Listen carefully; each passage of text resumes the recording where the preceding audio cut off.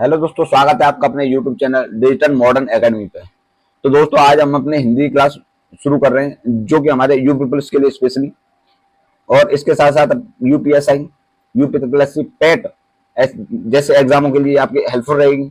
तो आज शुरू करेंगे हम भाषा, हिंदी भाषा का विकास। देखो क्यों, क्योंकि जो हम भाषा पढ़ रहे हैं वो हिंदी भाषा पढ़ रहे हैं। उस पहले तो हम उसके अतीत के बारे में जानेंगे, कैसे हमारे जीवन में ये हिंदी भाषा आई। ठीक है, तो शुरू करते हैं भाषा कि भाषा क्या होती है। मनुष्य द्वारा अपने भावों, विचारों को जिस माध्यम से व्यक्त किया जाता है, भाषा कहलाती है। आई बात समझ में कि जो हमारे मन में जो विचार है उनको हमें किसी व्यक्ति के सामने प्रकट कर रहे हैं, जिस माध्यम से प्रकट कर रहे हैं वो भाषा होती है। विश्व में लगभग 3000 भाषाएं, जिनको 13 अलग अलग भाषा परिवारों में बांटा गया है। मतलब विश्व में कितनी भाषाएं? लमसम 3000 भाषाएं, जिनको 13 अलग अलग भाषा परिवार हैं। भाषा परिवार आगे पढ़ेंगे, बताएंगे। तो बांटा गया 13 अलग अलग भाषा परिवारों में। भाषा शब्द संस्कृत की भाषा धातु से बना हुआ है, ठीक है, जिसका अर्थ होता है प्रकट करना। यानी हम किसी भाव को अपने को प्रकट कर रहे हैं ना, वही तो भाषा होती है। तो ये संस्कृत की भाषा धातु से बना हुआ शब्द है भाषा। ठीक है, हिंदी भाषा भारूपीय परिवार की भाषा है। ठीक है, अब भारत में मुख्य 2 भाषा परिवार है। पहला कौन सा है? भारूपीय भाषा परिवार, भारत और यूरोप द्वारा, जिसमें संस्कृत और अपनी जो रोमन भाषा है वो इसमें आती है।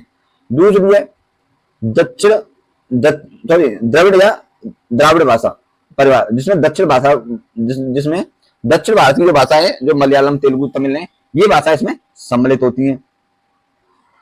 अब पहले पढ़ेंगे भारूपीय भाषा परिवार। भारूपीय भाषा में भाषा की 10 शाखाएं हैं। कितनी? भारूपीय भाषा जो है, भारूपीय भाषा परिवार की कितनी शाखाएं? 10 शाखाएं। ध्वनि के आधार पर भारूपीय भाषा को 2 भागों में बांटा गया है।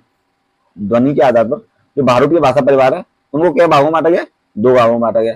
पहला है शतम और दूसरा है केतुम। केतुम में ग्रीक, जर्मनी और लैटिन ये भाषा आ जाती है, और शतम में आती है भारतीय ईरानी भाषा।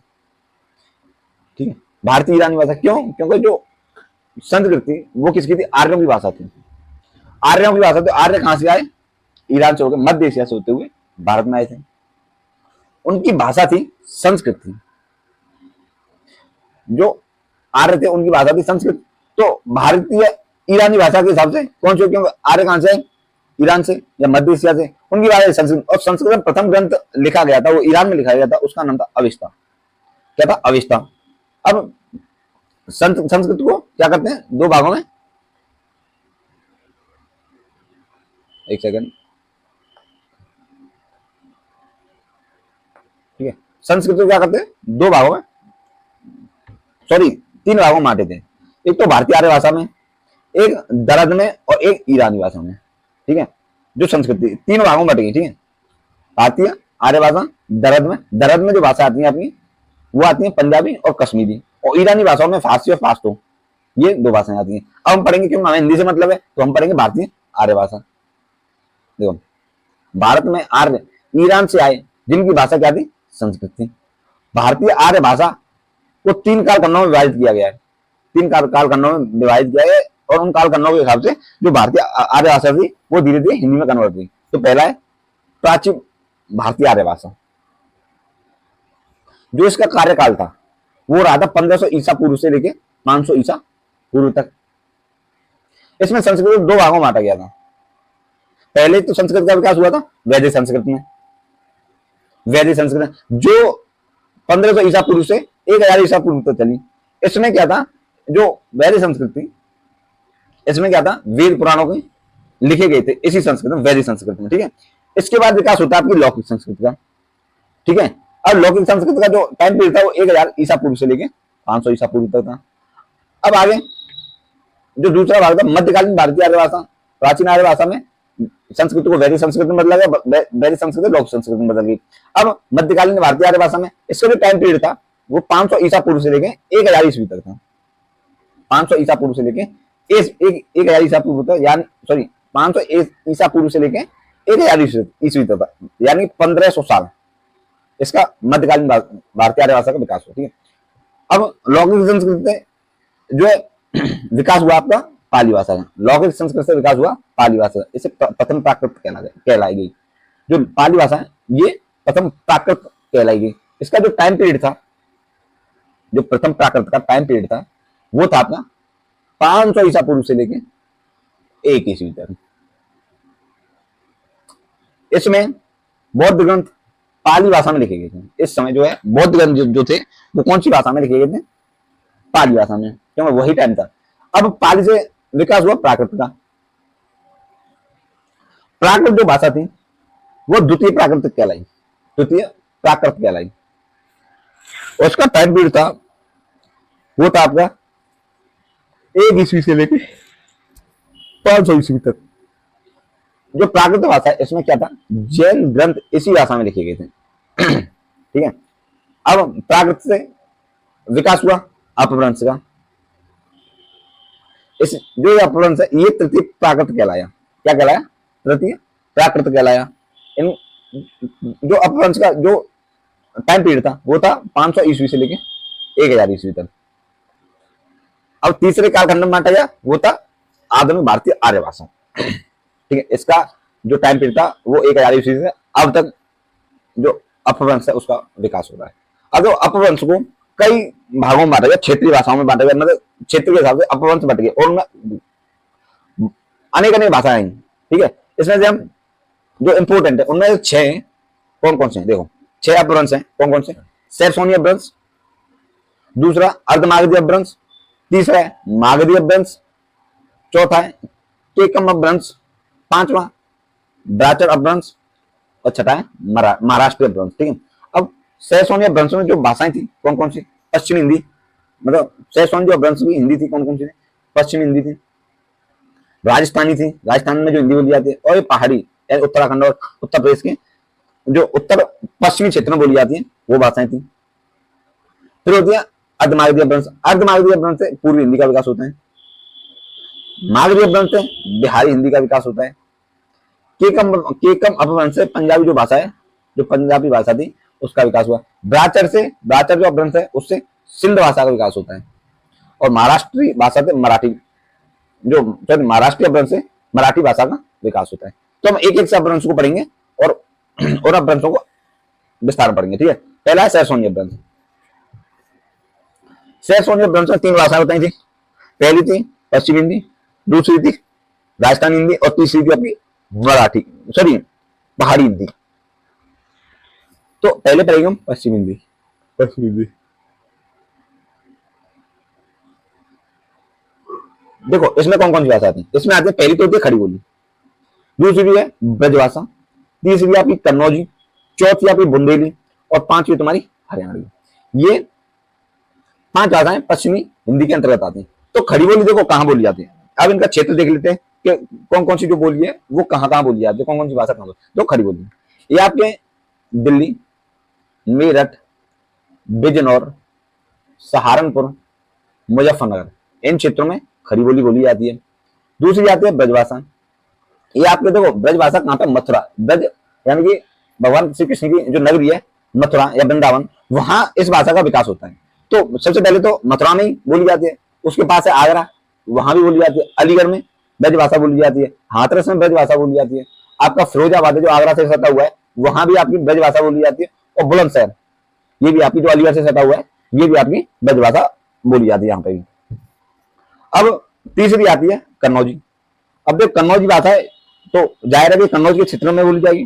तो पहला जिला है कन्नौज, जहाँ पे कन्नौजी भाषा बोली जाती है। फिर आते हैं फर्रुखाबाद, यहाँ पे भी कन्नौजी भाषा बोली जाती है। इटावा में बोली जाती है अपनी, कानपुर में भी कन्नौजी बोली जाती है, शाहजहांपुर में भी कन्नौजी बोली जाती है, और आपके हरदोई है यहाँ भी क्या है? कन्नौजी बोली जाती है। अब इसमें चौथी भाषा आ जाती है बुंदेली। ये मतलब एमपी और यूपी में दोनों जगह बोली जाती है। ठीक है। एमपी और यूपी में देखो झांसी में, उत्तर प्रदेश में, यहाँ बुंदेली बोली जाती है।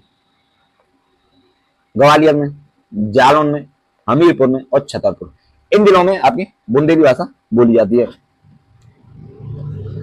अब जो तीसरी भाषा है वो पांचवी भाषा है वो आपकी हरियाणवी है।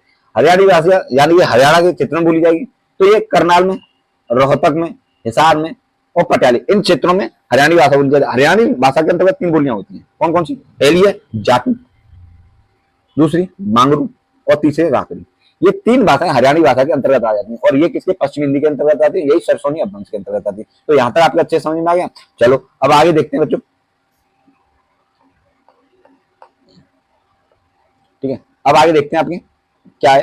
देखो, राहुल सांकृत्यायन ने खड़ी बोली को कौरवी नाम दिया है। खड़ी बोली को एक और बोलते हैं क्या? कौरवी बोली बोलते हैं। किसको? खड़ी बोली को। कन्नौज को ब्रज की उपबोली कहा जाता है, यानी कन्नौज का जो कन्नौज जो भाषा में का उद्भव हुआ है वो किससे हुआ है? ब्रज भाषा, यानी उपबोली आती है किसकी? आपकी ब्रज भाषा की। अब दूसरी आती है इसमें जो सरसोनी अपभ्रंश के अंतर्गत आती है, वो होती है राजस्थानी हिंदी।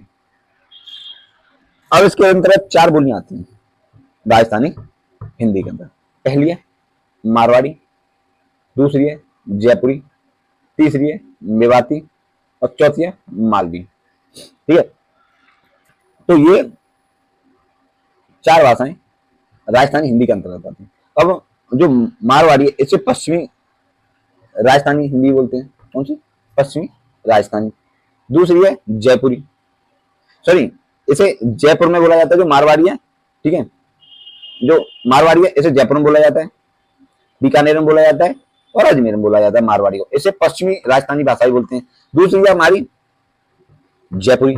जयपुरी यानी पूर्वी राजस्थान बोली जाती है और इसे क्या मतलब इसे बोलते हैं, जो जयपुरी भाषा है इसे बोलते हैं आपकी डुंडाली हड़ौती। ठीक है, अब आती है मेवाती। मेवाती ये उत्तरी राजस्थान में बोली जाने वाली भाषा है। ठीक है, और इसके अंतर्गत आते हैं कौन कौन से जिले? अलवर, भरतपुर और गुड़गांव। गुड़गांव में भी ये जो मेवाती भाषा है बोली जाती है। चौथी आती है मालवी, ये दक्षिणी राजस्थान में बोली जाती है और ये मालवी यानी मालवा क्षेत्र और उज्जैन, इन क्षेत्रों में ये बोली जाती है। अब देखते हैं सरसोनी अपभ्रंश के अंतर्गत तीसरी भाषा होती पहाड़ी हिंदी। ठीक है, अब इसमें कौन कौन सी आती है? इसमें आती है, पहली आती है कुमाऊनी, दूसरी आती है गढ़वाली और तीसरी आती है कुल्लू। ये 3 भाषाएं पहाड़ी हिंदी के अंतर्गत आती हैं।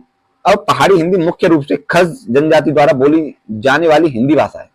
खज जनजाति थी, इसके द्वारा पहाड़ी जो हिंदी है इस वो बोली जाती है। कुमाऊनी, डुंडाली और कुल्लू, ये 3 जनजातियां थी और यही जनजातियां पहाड़ी हिंदी बोली जाती है। उन्हीं जनजातियों के नाम पर क्या कर दिया, इन भाषाओं का जो बोली है इनका नामकरण कर दिया है। अब आता है अर्धमागधी अपभ्रंश। पूर्वी हिंदी भाषा की बोलियां इसके अंतर्गत, पूर्वी हिंदी भाषा की बोलियां अर्धमागधी अपभ्रंश के अंतर्गत आती हैं। इसमें कौन कौन सी होती है? एक तो होती है अवधी, एक होती है बघेली और एक होती है छत्तीसगढ़ी। अब अवधी यानी अवध क्षेत्र में बोली जाती है। अवध क्षेत्र में लखनऊ में अवधी बोली जाती है, प्रयागराज में अवधी बोली जाती है, मिर्जापुर में बोली जाती है अवधी, सीतापुर में अवधी बोली जाती है, रायबरेली में अवधी बोली जाती है और फैजाबाद में भी आपकी अवधी भाषा बोली जाती है। अब आती है बघेली। बघेली आपके रीवा में, फतेहपुर जिले में, हमीरपुर में, बांदा में, जालौन में और चित्रकूट, इन जिलों में आपकी बघेली बोली जाती है और छत्तीसगढ़ी यानी छत्तीसगढ़ में बोली जाती है। तो यहां तक आपके अच्छे समझ में आ गया भाई। जो ये हिंदी का जो ये टॉपिक, इसमें से हर एग्जाम में ना 1-2 क्वेश्चन, 1-2-3 जितने भी 2-3 क्वेश्चन मिनिमम बनते हैं भाषा या बोलियों में से। तो इसे आप कंटेस्ट कर लें, आपके यूपी पुलिस के एग्जाम के लिए बहुत ज्यादा इंपॉर्टेंट टॉपिक है। ठीक है, क्योंकि इसमें से 2 या 3 क्वेश्चन मिनिमम आपके आने हैं, 2 या 3 क्वेश्चन, और इन्हीं में से बच जाएंगे। ज्यादा आपको इधर उधर भागने की जरूरत बिल्कुल नहीं भाई। ठीक है, ज्यादा इधर उधर भागने की बिल्कुल भी कोई जरूरत नहीं है, यहीं से आपका पूरा काम हो जाएगा। तो मैं इसका हालांकि इस चैप्टर की कल ही आपको प्रैक्टिस सेट कराऊंगा। जो भारतीय भाषा का विकास है इसके क्वेश्चन में लेके आऊंगा कल, क्योंकि मैं ये चाहता हूं कि मैं जिस टॉपिक को कराऊं उसके साथ ही साथ प्रैक्टिस भी कराऊं। तो ये यहां तक आपकी समझ में। अब आते हैं मागधी अपभ्रंश में। ठीक है, अब इसमें क्या है, बिहारी हिंदी की भाषाएं बोली जाती हैं मागधी अपभ्रंश में। इसमें कौन कौन सी भाषा आती है? इसमें बोली जाती है भोजपुरी आती है, मागधी आती है, सॉरी मगही आती है और मैथिली आती है। अब भोजपुरी कहां पर देखो उत्तर प्रदेश में बोली जाती है। देखो बनारस, जौनपुर, मिर्जापुर, गाजीपुर, बलिया और गोरखपुर, इन जिलों में आपकी भोजपुरी बोली जाती है। और मगही जो बोली जाती है वो गया, पटना, मुंगेर और भागलपुर, यानी बिहार क्षेत्र में जो मगही बोली है वो बोली जाती है। मैथिली बोली जाती है इसी के अंतर्गत। ठीक है, अब देखते हैं बांग्ला असमिया, बांग्ला असमिया उड़िया भाषा बिहारी हिंदी से विकसित हुई भाषा है। ठीक है, जो बांग्ला है, असमिया और उड़िया, यानी कि आपके पूर्वी भारत की जो बोलियां हैं, बांग्ला यानी बंगाल जो पश्चिम बंगाल में, असम में और उड़ीसा में जो भाषाएं बोली जाती हैं, वह उनका विकास जो है बिहारी हिंदी से ही हुआ है। ठीक है, अब टेकम ब्रह्म से हमने पढ़ा था क्या कि पंजाबी जो भाषा है उसका विकास हुआ था। ब्राचर से सिंध, देखो ये बहुत बार पूछा जाता है, ब्राचर अपभ्रंश से कौन सी भाषा का विकास हुआ है, क्या सिंधी भाषा का विकास कौन से अपभ्रंश से हुआ है, तो ब्राचर अपभ्रंश से हुआ है। ये स्टार कर लेना इस क्वेश्चन को, क्योंकि ये क्वेश्चन अधिकांश बार ये क्वेश्चन पूछा जाता है, तो इसे एक बार स्टार करके इसे आप नोट कर लेना। ठीक है, और एक महाराष्ट्रीय अपभ्रंश, इससे मराठी भाषा का विकास हुआ है। ठीक है, अब इसमें से ये तो यहाँ तक हमारी भाषा का विकास और जो हमारे क्षेत्रों में कौन कौन सी भाषा बोली जाती है, हमारे कौन कौन सी जिले में कौन कौन सी बोली जाती है उत्तर प्रदेश में, वो हमने कवर कर लिया। अब देखते हैं इसके कुछ इंपोर्टेंट क्वेश्चन जो भाषा से संबंधित होते हैं। जब मानक भाषा क्या होती है, क्वेश्चन पूछ लेता है मानक भाषा क्या है, तो भाषा का आदर्श रूप मानक भाषा कहलाती है। राजभाषा क्या होती है, राजकाज की भाषा, कार्यालय की भाषा, संविधान सम्मति संस्थानों की भाषा, यानी कि जो कामकाज जिस भाषा में होते हैं, जिस भाषा में हमारे संवैधानिक कार्य होते हैं, संवैधानिक बॉडीज होती हैं, वो जिस भाषा में कार्य करती हैं वो राजभाषा कहलाती है। ठीक है, अब राष्ट्रभाषा क्या होती है, देश की भाषा, देश की बोली, लिखी पढ़ी जाने वाली भाषा, यानी कि अब देखो राष्ट्रभाषा और राजभाषा में अंतर समझते हैं। राष्ट्रभाषा क्या होती है, देश की सिर्फ एक भाषा होगी, पूरे देश में एक ही भाषा या बोली बोली जाएगी। जैसे हमारे हिंदी की जैसे हमारी हिंदी है, इसे हम अपनी भारतीय राष्ट्रभाषा घोषित करें तो ये हमारे जो पूरा भारत क्षेत्र ना उसमें हिंदी बोली जाएगी। उसके साथ साथ जो हमारे काम काज हैं वो भी हिंदी में किए जाएंगे, तो ये होती है राष्ट्रभाषा। लेकिन जो राजभाषा होती है वो जो है क्या होती है कि पूरे जो भारत में है ना एक बोली नहीं बोली जाती, उसमें भिन्न भिन्न क्षेत्रों में भिन्न भिन्न भाषा बोली जाती है। जैसे हमारे दक्षिण भारत में तुम्हारी मलयालम तेलुगु तमिल बोली जाती है, उत्तर भारत में हिंदी बोली जाती है। तो हम हिंदी भाषा को भारतीय राजभाषा घोषित राष्ट्रभाषा घोषित नहीं कर सकते, क्योंकि हमारे क्षेत्रों में जो भारत है उसमें क्षेत्रों के हिसाब से भाषाएं बोली जाती हैं। तो हमारे कामकाज में तो ये भाषा ली जाती है जो हिंदी, लेकिन हर जगह हिंदी नहीं बोली जाती, तो इसे हमने राज्य भाषा का दर्जा दिया है, राष्ट्रभाषा का दर्जा न देके। तो संविधान में जो है इसका जो उल्लेख है भाग 17(1) में, ठीक है, 14 सितंबर 1949 को हिंदी भाषा को राजभाषा का दर्जा मिला, राजभाषा का, नॉट राष्ट्रभाषा, क्योंकि हमारे पूरे भारत में एक भाषा हिंदी पूरे भारत में नहीं बोली जाती, नीचे आपके तमिल तेलुगु बोली जाती है। तो हमारी जो हिंदी भाषा है वो राजभाषा है, न कि राष्ट्रभाषा। ठीक है, भारतीय हिंदी दिवस मनाया जाता है कब, 14 सितंबर को। विश्व हिंदी दिवस मनाया जाता है आपके 10 जनवरी को। और संविधान में जो हमारे अनुच्छेद है हमारी हिंदी संबंधित, वह अनुच्छेद 343। एक क्वेश्चन बहुत बार पूछा जाता है, याद रखना मैं क्या बोल रहा हूँ। अगर 10 एग्जाम होंगे ना और उसमें हिंदी होगी ना, तो उसमें से 7 एग्जामों में आपका ये क्वेश्चन आना है। तो इस क्वेश्चन को आप कंटेस्ट कर लेना, अनुच्छेद 343 हिंदी संबंधित है। अब आगे जो उत्तर प्रदेश में बोली जाने वाली बोलियों में सबसे कम बघेली भाषा बोली जाती है। ये क्वेश्चन में आ जाता है कि सबसे कम बोली जाने वाली भाषा जो बोली उत्तर प्रदेश में कौन सी है, वो आपकी बघेली। अब सर्वाधिक जो ग्रंथ लिखे गए थे वो खड़ी बोली में लिखे गए थे। कृष्ण से संबंधित जो ग्रंथ लिखे गए थे वो ब्रजभाषा में लिखे गए थे। राम से संबंधित जो काव्य लिखे गए वो अवधी भाषा में लिखे गए थे। हिंदी भाषा का विकास कैसे हुआ, देखो पहले संस्कृत आई आर्य लाई, फिर उसके बाद इसका वैदिक संस्कृत का विकास हुआ, फिर लौकिक संस्कृत का विकास हुआ, फिर हुआ पाली भाषा का, फिर जैसे प्रथम प्राकृत कहलाएगी, प्रथम प्राकृत कहलाई। ठीक है, फिर उसके बाद हुआ प्राकृत भाषा का, जैसे द्वितीय प्राकृत कहलाया। फिर उसके बाद हुआ अपभ्रंश का, इसे तृतीय प्राकृत कहलाया गया। इसका जो विकास टाइम पीरियड था वो 1000 ईस्वी से लेकर अब तक चल रहा है। फिर अवट, यानी कि इसका थोड़ा सा बदला हुआ रूप, फिर हिंदी।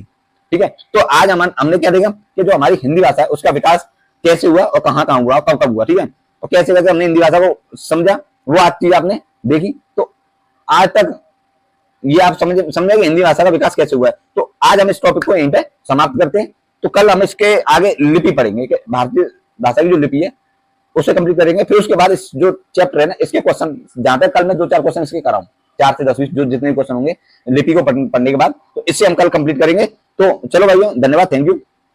समाप्त करते हैं सेशन को।